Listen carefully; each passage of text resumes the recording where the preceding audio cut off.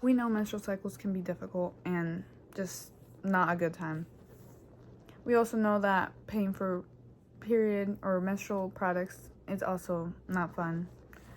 I know some states are removing the period tax, but I know that Texas has no tax on menstrual products, and that's good. A step closer to ensuring that we all have products available to whoever may need them, because menstrual cycles are not fun, and that control or having to pay for something that we can't control is also not fun. Menstrual cycles is the lining of the uterus causing it to bleed, and this usually lasts like a week, 2 days, like it depends.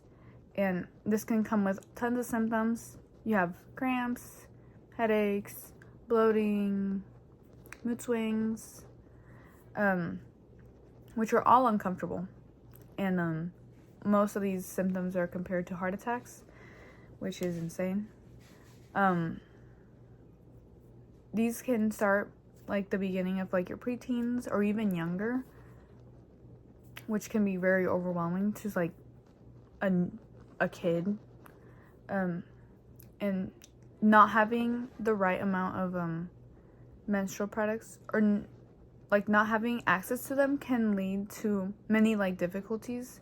Could be like insecurities or just not feeling like clean within yourself, or even that having menstrual products and using them could lead to TSS, which stands for toxic shock syndrome, and that is a very rare disease, but it can lead to death. And it's it's a very serious thing, because you may never even realize that you may have the symptoms, and then it's too late when you realize. But it's mostly like found, or TSS is mostly like produced when you're not like taking care of yourself, when that is happening, or you're in your menstrual cycle, which could be like not changing, products out, not using the correct ones, maybe not using them right.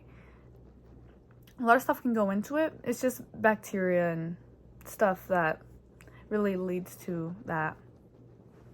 Some symptoms that may help recognize could be like high fevers, diarrhea, vomiting, low blood pressure, and rashes.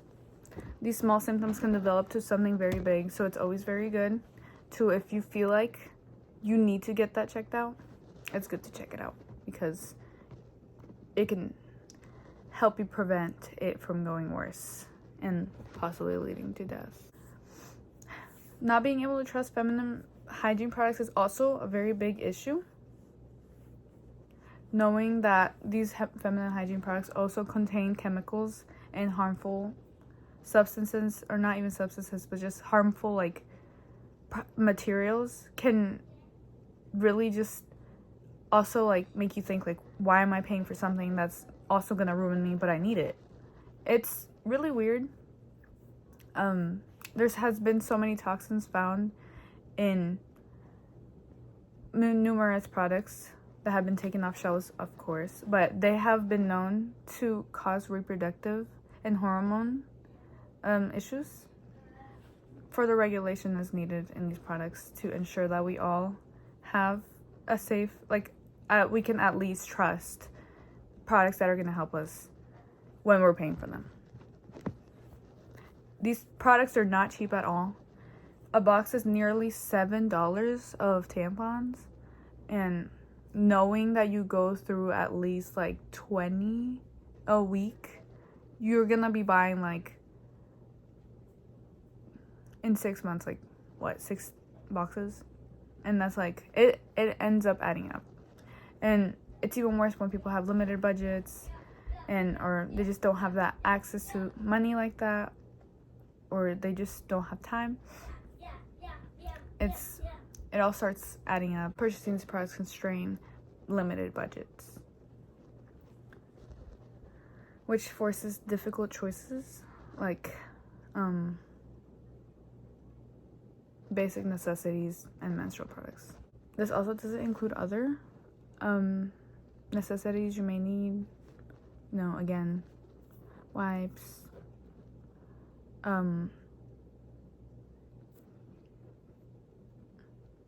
medicine, etc.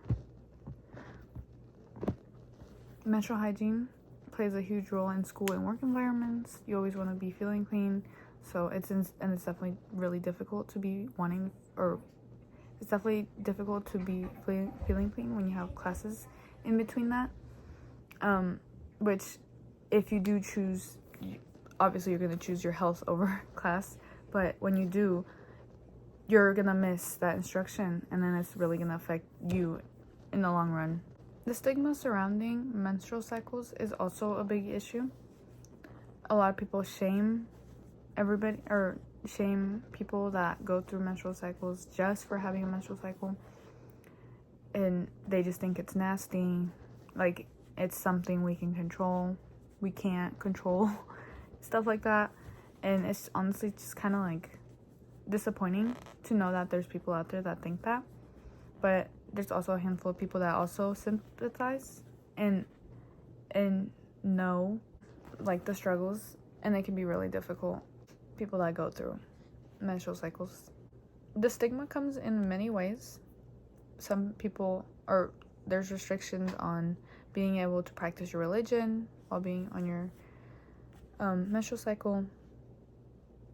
There's discrimination in educational and work for environments, which maybe you're just not having a good day, your stomach is killing you, headaches, like it's just all bad, and you can't go home because they don't think that's a valid choice, which it doesn't sound like a valid choice. Like if I was like an external person, but I know what that feels like, I would want to go home too. So just stuff like that. It also just gets all in the way and really distracts you from doing your own, like, getting through the day. Again, menstrual cycles are viewed as unclean and unsanitary, which also enforces that, which creates harmful stereotypes and reinforces gender inequality, which is very harmful to think about, that something like that we can't control really changes how somebody looks at you or views you and starts their own opinions. This stigma and discrimination and gender equality is usually built up from uneducated people. Maybe some people just don't understand really what it is, and they just think it's like some fun, like, emotion we're feeling, or it's like all in our heads. It's just, and those uneducated people create misconceptions about it and continue to spread that throughout the people. Ensuring that we have